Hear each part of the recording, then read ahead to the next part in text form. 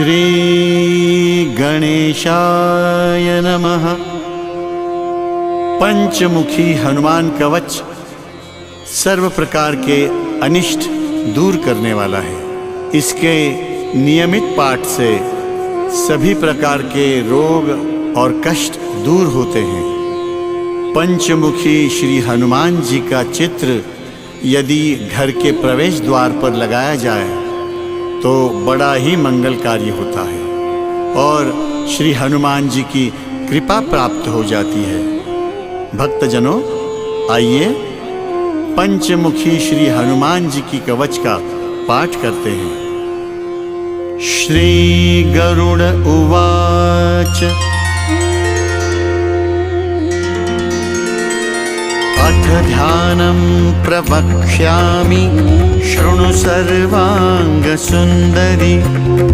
यत्कृतं देवदेवेन ध्यानं हनुमतः प्रियं पंचवक्त्रं महाभीमं त्रिपञ्चनयनैर्युतं बाहुभिर्दशभिर्युक्तं सर्वकामार्थसिद्धिदं पूर्वं तु वानरं वक्त्रं कोटिसूर्यसमप्रभं दंष्ट्राकरालवदनं भ्रुकुटीकुटिलेक्षणम् अस्यैव दक्षिणं वक्त्रं नारसिंहं महाद्भुतम् अत्युग्रतेजो वपुषं भीषणं भयनाशनम्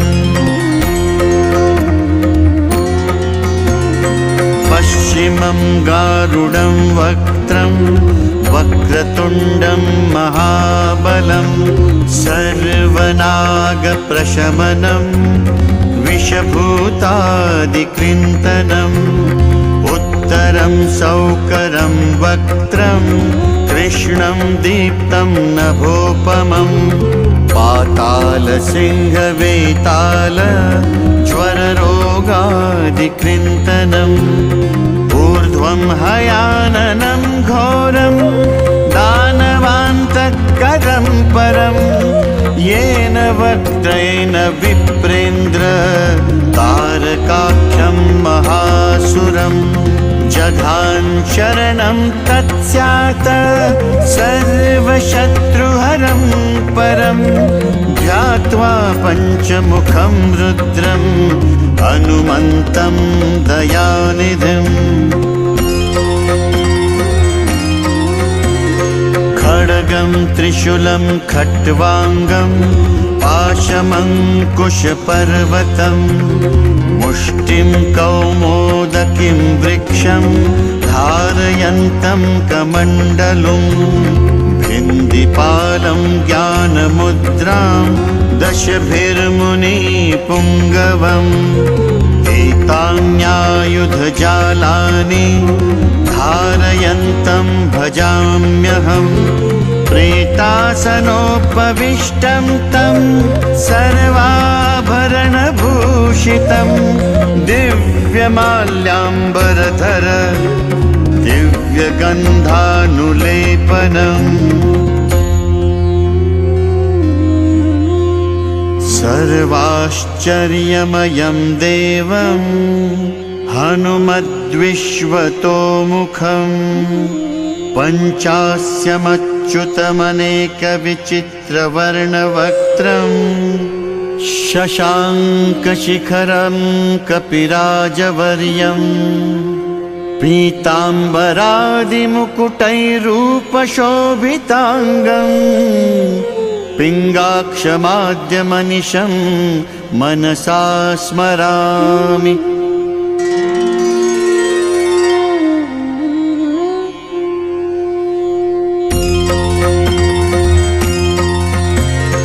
मर्कटेशं महोत्साहं सर्वशत्रुहरं परं शत्रुसंहार मां रक्ष श्रीमन्नापदमुद्धर। ॐ हरिमर्कटमर्कटमन्त्रमिदं परिलिख्यति लिख्यति वामतले। यदि नश्यति नश्यति शत्रुकुलं यदि मुञ्चति मुञ्चति वामलता। इदं कवचं पठित्वा तु महाकवचं पठेन्नरः। एकवारं जपेत् स्तोत्रं सर्वशत्रुनिवारणम्। द्विवारं तु पठेन्नित्यं पुत्रपौत्रप्रवर्धनम्। त्रिवारं च पठेन्नित्यं सर्वसम्पत्करं शुभम्। चतुर्वारं पठेन्नित्यं सर्वरोगनिवारणम्। पञ्चवारं पठेन्नित्यं सर्वलोकवशङ्करम्। षड्वारं च पठेन्नित्यं सर्वदेववशङ्करम्। सप्तवारं पठेन्नित्यं सर्वसौभाग्यदायकम्। अष्टवारं पठेन्नित्यम् अष्टकामार्थसिद्धिदम्। नववारं पठेन्नित्यं राजभोगमवाप्नुयात्।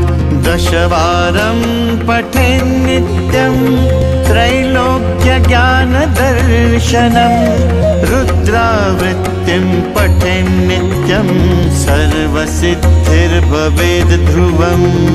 निर्बलो रोगयुक्तश्च महाव्याध्यादिपीडितः कवचस्मरणेनैव महाबलं वाप्नुयात्। इति श्रीसुदर्शनसंहितायां श्रीरामचन्द्रसीता प्रोक्तं श्रीपञ्चमुखहनुमत्कवचं सम्पूर्णम्।